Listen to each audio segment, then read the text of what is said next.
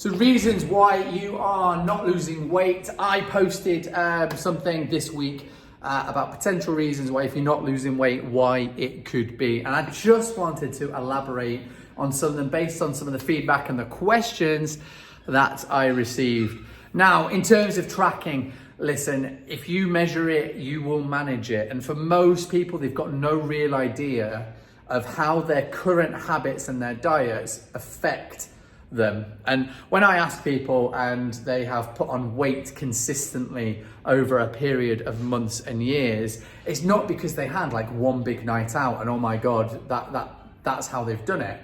It's usually tiny little bits of calorie surpluses where you're eating more than you burn over time. And the example that I've got, Carol, hi Carol, I absolutely bloody adore Carol. She's so positive and she works so hard and she's 61 and can do like 20 push-ups in a row, amazing. But Carol decided to clean her diet up and she wanted to eat healthier. So, and the objective was actually to lose a little bit of weight for a holiday she was going on.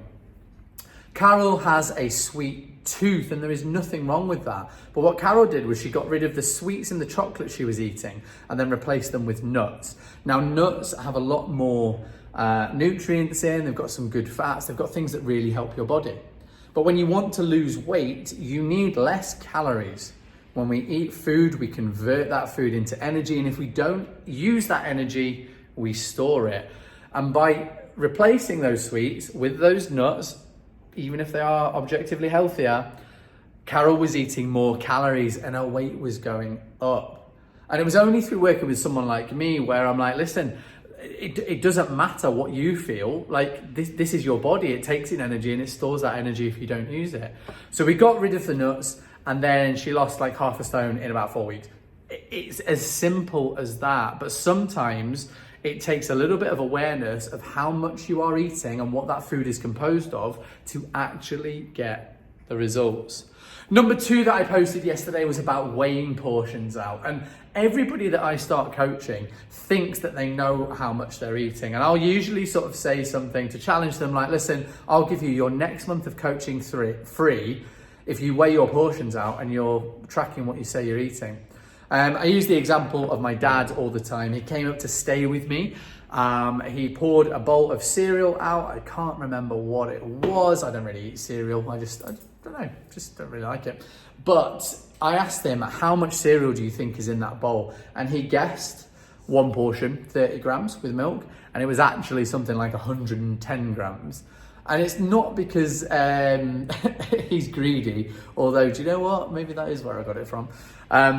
It's just because we get so used to just eating more and more habitually that we don't pay attention. So by weighing these things out, butters, oils, frozen chips, the amount of times I've seen in someone's MyFitnessPal, 100 grams of chips, when I then see a picture of what they had for dinner, because sometimes people post stuff on this little group, I love food pictures so much, 100 grams of chips is 7 chips. And most people eat a lot more than that, especially if they're eating out. We have this thing in the United Kingdom where we must eat what is on our plate.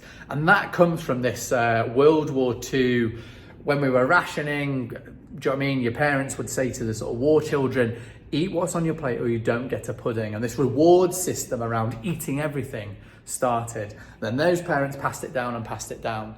Now food is completely available and very accessible compared to any other time in history. It's really hard not to eat what's on your plate. So weigh things out. You're probably eating more than 30 grams of cereal, more than 100 grams of pasta, and more than 100 grams of chips. Hey, and if I'm willing to accept hatred in my DMs, I get it all the time anyway. If you are, cool. Maybe I'll give you a free month of coaching, who knows. Number 3, you're over restricting in the week. This is a massive one. Most people, Monday to Thursday, can be really strict because they have routine and they have structure. So it's easy to get up, you have a coffee, you have some porridge, you go to work, you're busy, you don't really eat, busy, have a salad for dinner. The only issue with that is your body needs energy, and it has many ways over many millennia that it will make you eat. Because again, food was so scarce that we needed reward systems to be able to have the energy to go and hunt. So the reason why, I mean, I don't know, I speculate this, you cannot prove it. I think the reason why people get absolutely buzzing after they've exercised, after they've moved, is because years and years and millennia ago, your body would reward you with really good feelings, so you would go and get up and hunt no matter how hungry you are. The one thing in the modern day that happens though is we get cravings. Our leptin, our ghrelin, they're the hormones that make you hungry. They will induce you to eat your favorite hyper palatable food. Mine is cheddar cheese. When I get a craving, it's cheddar cheese, and it's like my body saying, hey, we need some energy. We're gonna get the food that you love the most. So when you over restrict in the week, be prepared for your body to be like, hey, I need food. We're gonna force you to do it. So by over restricting in the week, the other thing that happens is this, fuck it, I'll start again on Monday, which is such a big phenomenon. But then what happens, I actually, I had a client who went out one Saturday to a cocktail festival. They said, fuck it, I'll start again on Monday. I said, no, client, here's what I want you to do. I want you to track everything that goes in your mouth that is food or drink this weekend. They ended up going to a cocktail festival. Cocktails have between 400 and 500 calories in a pop. They had 2 meals out. They had lunch and dinner out that day. Then they probably had a takeaway when they got back. It was a 9,000 calorie day. It happens. It's very, very easy to do. It's very easy to ruin all your week's hard work at the weekend. And it starts with under eating in the week. And then this leads to this leptin and ghrelin hormonal response on the weekend. Boom, I'll start again on Monday. And you've absolutely lost all your progress that you worked so hard for. So if you struggle with any of those things, or you want a chat, or you're confused, give me a shout. I will give everybody advice. I need to know certain things about your lifestyle and things, but yeah, just get in touch. Have a great weekend.